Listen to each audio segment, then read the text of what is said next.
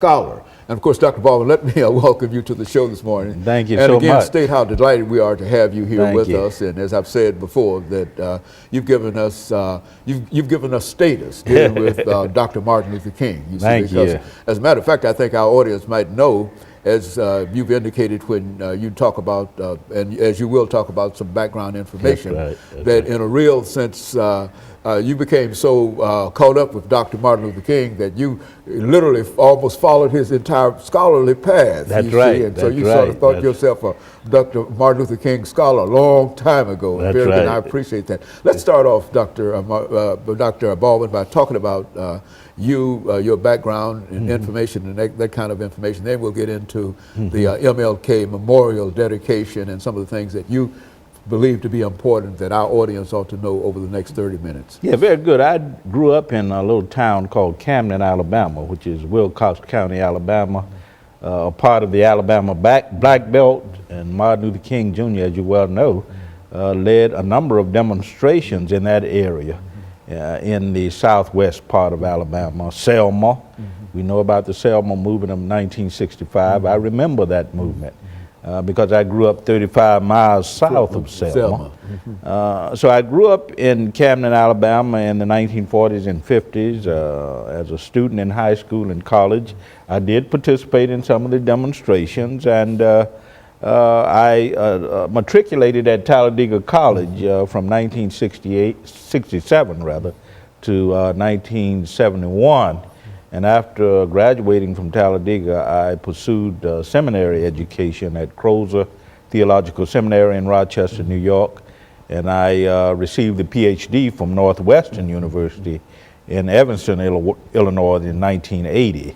But my background is very much associated with some of the events that occurred in connection with the Civil Rights Movement. You know, when we talk about the memorial dedication, I think that I'm reminded of something that you might have said about 5 or 6 years ago, that Dr. Martin Luther King is no longer the old country preacher that we believed him to be for a long time. I think you were among the first to start seeing Dr. King outside of that mode. Let's talk about the image, the change that has come about in reference to that. As you well know, there's long been that tendency to call King an American Gandhi. Many view him as a Southern black preacher, but I like to view him as a global figure. In his book, Trumpet of Conscience, The Trumpet of Conscience, I think somewhere around pages 30, 31, Dr. King refers to himself as a citizen of the world. He said, I speak as a citizen of the world. So we can't simply identify him with this quest for a new South or this quest for the American dream. We have to identify him with this quest for a global beloved community of what he called the world house. Dr. King said in his final 3 years, that because of scientific and technological revolutions, we have been brought together as a people around the world. Whether we like it or not. Whether we like it or not. Those situations. That's right. Whether we like it or not, we are part of a world house or a worldwide neighborhood, and we have to learn to live together, Muslim, Christian, Jew, Hindu, Buddhist, people who have different political affiliations, religious affiliations, different cultures, because we can no longer live apart. And we are part of a worldwide neighborhood. So I think that captures the image of Dr. King. He often saw himself and often said that I'm a global figure, not a Southern black preacher or one who symbolizes this struggle for the American dream. I like to be considered a global citizen of the world. Citizen of the world. Yeah, very good. Yeah. And of course, Dr. Baldwin, we're getting ready for our first commercial break, after which we'll come back and we'll deal more specifically with that, and especially with the dedication, memorial dedication. We've got about 35 seconds. What do you think about that in a 25-second statement? What do you think about the memorial dedication? I think it speaks to the fact that Dr. King symbolized the best in the American tradition of protest and dissent. As you well know, the Constitution gives us the right to protest for right. And I think Dr. King symbolized that better than anyone in our history. He was a person who believed that that as Americans we have a right to protest for against any injustice in our society. And of course, Dr. Baldwin, let's take this first commercial break and then we'll pick up at that point. Okay. And we'll be back with our audience following this very, very short commercial break.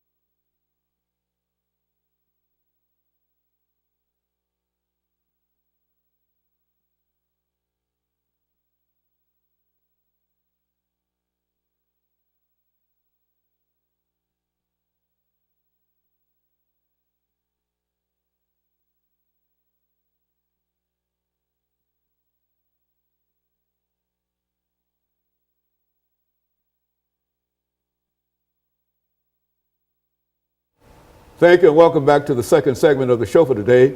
We're talking to Dr. Lewis Baldwin from Vanderbilt University and a Martin Luther King scholar who's also talking about the Martin Luther King Memorial dedication that occurred recently in Washington, D.C. and the significance of this event. Dr. Baldwin, you were talking about the image of Dr. King prior to our first commercial break. Let's pick up in that area that you'd like to pursue. Yeah, I think it's very important to understand that once the decision was made to pursue the completion of this 30-foot sculpture of Dr. King, a Chinese sculptor by the name of Lei, L-E-I, Yixin, Y-I-X-I-N, was chosen really to produce this design of the monument. He is in fact a Chinese sculptor, and I think that speaks to the fact that Dr. King of the global king. You know, there was a lot of controversy about whether or not someone from a different part of the world should be involved in designing this monument. The civil rights movement. That's right. The feeling was that someone from America should probably be the designer. More specifically, all exactly. Black. I would imagine that might have been a consideration. Exactly, but in the end, of course, this Chinese sculptor was chosen, and he produced this magnificent 30-foot granite sculpture of Dr. King, and it's a very beautiful sculpture, inscribed with 14 quotations from Dr. King's speeches, and also it portrays Dr. King as emerging out of a mountain. As you well know, the inspiration for the design of the monument came from a line in Dr. King's I Have a Dream speech, where Dr. King talks about hewing out of the mighty mountain of despair a stone of hope. That was the inspiration for the design of the monument. And the fact that we had a Chinese sculptor, a Chinese artist in charge of producing this monument, I think is very, very important. And it sort of reinforces this idea that I've been talking about, King as a global figure, and not someone who will not be limited by race. Exactly. Yes. A race, or culture, or nationality, but an international figure. Very good. And of course, now the dedication, how did all of that happen? I mean, the whole process. Yes, well, initially, we need to keep in mind that the effort to produce a King monument started back in 1996 when Congress gave approval to the Alpha Phi Alpha fraternity, King's fraternity, to pursue this project. And Congress gave its approval, and since 1996, Alphas have been engaged in a fundraising process. The monument cost is about $120 million. They've raised about $115 million already. But the decision was made to pursue the project after 1996. And of course, as you well know, we got the Chinese sculptor involved in producing the design for the monument. And certainly in 2011, this year, the monument was completed. And the initial ceremony for the dedication of the monument was scheduled for August 28th, Okay. 2011. Now, why was that date significant? The anniversary of the I Have a Dream speech, Okay, because very King, good. King gave the I Have a Dream speech on August 28th, Good. 1963. So August 28th, 2011 was set for that date, but Hurricane Irene, as you well Okay. know, came. And then the dedication ceremony was delayed until October 16th, 2011. And of course, it was held on that day. And there were a number of speakers, not only people like Jesse Jackson and Andrew Young, who worked with Dr. King, but also President Obama, who gave what I consider to be the keynote speaker, the keynote speech rather, at that dedication ceremony. And of course, King's son, Martin III, and Bernice King, his daughter, also made speeches. And interestingly enough, they not only, I like to see it as a looking back and a looking forward. All right. Okay. Because if you look at the speeches that were given during the dedication ceremonies, not only by Jesse Jackson and Al Sharpton and King's daughter, King's son, and President Obama, they were talking about what King meant in the 1950s and 60s. In terms of the pursuing of civil rights and that kind of thing, but they also talked about the need to move toward the fulfillment of Dr. King's dream today. It's an unfinished dream. It's an unfinished dream, and particularly in terms of economic justice, international peace. I think it was Martin III who said, look, okay, we have not fulfill the dream in terms of jobs and income and economic justice. There are still class issues that divide Americans. So we have to realize that Dr. King's last crusade before he was assassinated involved fighting for garbage workers, fighting against slum conditions, that he was very much concerned about eliminating the problems of poverty and economic injustice. And that's a real concern that we have here today, in a real sense. I think that when you look at what's going on in the country today, you find that there's quite a bit of poverty, and there's quite a bit of continuing poverty that we've never seen before, I think, Absolutely. Dr. Baldwin, in a real sense, since the beginning of the Great Society. Absolutely. You know? And now, with President Johnson. That's right. Now, Yeah. now what would how would Dr. King's attitude be in reference to what we ought to do in reference to I think Dr. King would say that social protest is still one approach to addressing this kind of issue. I think we expect the federal government to address economic inequities and economic problems, especially given the fact that we have Barack Obama as president, and that he should be, the idea, of course, is that he should be sensitive to the, more sensitive to these problems. But King always said that government action has to be accompanied by social activism on the part of common citizens.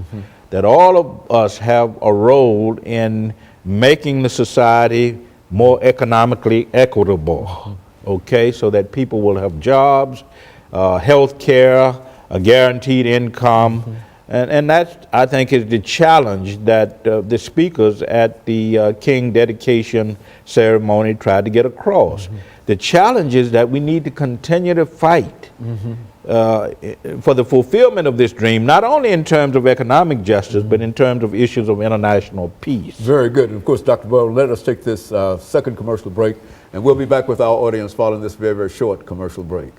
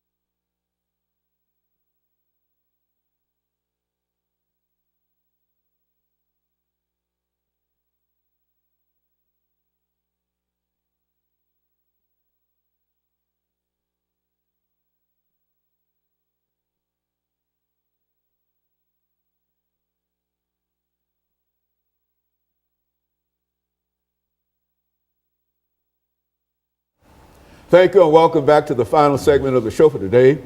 The topic is the MLK Memorial dedication in Washington, D.C., and the guest is Dr. Louis Baldwin from Vanderbilt University and a scholar on the life and times of Dr. Martin Luther King. And of course, Dr. Baldwin, let's pick up where we left off the last time. And I think it has been said that there were many speeches made at this memorial dedication, but that President Obama made one that is worth recalling and et cetera. So let's recall what the president had to say at this time. Yes, President Obama's speech, I think, was the keynote speech at the dedication ceremonies. First thing he did, of course, was to say that this represented a return of King to the National Mall. Okay. Clearly he had a sense of what happened when King appeared there in 1963 to give the I Have a Dream speech. President Obama also said that King gave voice to our deepest dreams and our most precious ideals and values. And he represented the very best in the American tradition of creative protest and dissent. So he put King in that context. He also said that King voiced the ideals and values of all freedom-loving people. Okay, so you get a sense from that speech of the global King as well, the international Martin Luther King Jr. And then he challenged us to continue the struggle because he too, as Martin III and Bernice King had done prior to his speech, is to say to us that we need to do more in terms of creating a society in which there is economic justice, in which people have jobs, a guaranteed income, guaranteed health care. It's interesting that Obama could speak on a very personal level to King's dream because that's been a part of his mission, to bring about universal health care, to bring about jobs, to guarantee an income for every family. So he spoke, I think, on a very personal level and was able to connect King's dream with his own mission as President of the United States. Very good. And so in a real sense, the dedication was far-reaching. Not only did it touch people in the United States of America, but it touched people no matter what their situation might be all over the world. Exactly. And I guess that must be what you mean when you talk about a global king. Exactly, because Obama realizes that we live in the age of globalization now. The world has become smaller. The means of communication, you have communication technologies, information technologies, transportation technologies that have brought us closer together. And Obama realizes that in this age of globalization, we need to reclaim Dr. King, not only around the issues of race, but around these issues of economic injustice and international peace, that King has a message for us today. So it's not merely a matter of looking back to what King meant in the 1950s and 60s, but what he means for us today. But it's a matter of looking forward. Exactly. And the king of the future. Not only is he a global king, but he's also the king of the future. Exactly. Which would say that his ideas are good even now as well as the future. The future. Why are they so good? I mean, because we have not fulfilled Dr. King's dream. And I think not only President Obama, but Andrew Young, Jesse Jackson, Al Sharpton, and Bernice King, his daughter, and Martin III, his son, they all made it clear that, we are celebrating Dr. King here, but we don't live in a post-racial society yet. We don't live in a society where people have economic justice, where there is no poverty. So we have to think in terms of the fulfillment of this dream. Dr. King left us before his dream was fulfilled. And what they were all saying is that we have a responsibility to continue to pursue that dream to realization or to actualization, that it is in our hands. We must become now the caretakers of that dream, of that vision, and bring it to fruition. Well, do you think that this dedication will do anything, Dr. Baldwin, in terms of making people more conscious of the celebration of Dr. King's birthday? That's an excellent question. You know, because Yeah. you know, I think so. Now, people can go from all parts of the world to Washington, D.C. on the National Mall, and they can view this granite structure of Dr. King, this granite sculpture, 30-foot structure. And I think it says a lot because Dr. King is the only African American, a person of color, on that mall with a memorial. The only non-president. He's there with Thomas Jefferson, Abraham Lincoln, and Franklin Roosevelt. all right. So it says a lot to us about what we can achieve as a people, because I think it's not only about what Dr. King achieved, but it is about the collective achievement of a people. Very good. The monument, and I think that's one of my problems with the monument. I don't think it conveys that enough. The focus is on Dr. King. But Dr. King always said that the achievements in this struggle have come because of the collective involvement of people of color and white, well-meaning white people, people of all races, people of all religions, people of all political persuasions. So I think we have to see it in that light. The monument is not only a sort of dedication to Dr. King and his involvement in the struggle and what he achieved, but I think it is about the collective achievement of a people, freedom-loving people who saw the need to bring America in line with her democratic creed, who saw the need to transform the world so that we could live in a world devoid of poverty, economic injustice, racism, and war. And considering where the people came from in 1865 after slavery, those are some high ideals and high expectations. Exactly. And those are indeed real accomplishments, Dr. Baldwin, while a lot of folks might not wish to recognize it, but to be able to come to leave as a freedman. Exactly. To leave slavery as a freedman, and then to eventually end up, as Dr. King ended up, to have one of us on the mall, as well as one of us sitting in the White House. Oh, man. I think that's enough encouragement in terms of people who might not be familiar with what has been achieved and who might wish to